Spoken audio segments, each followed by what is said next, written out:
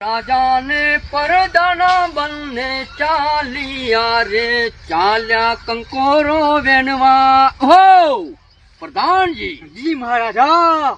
આજે કંકોરોનો વારો આવે છે. સોમાવું બેઠું છે ને સૌ લોકો કંકોરો ખાય છે અને કંકોરો વેણી લાવો. હા મહારાજા, લેતા આવીએ કંકોરો.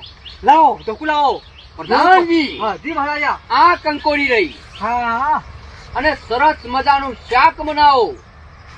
કાળા મરી લવિંગ તજ નાખો.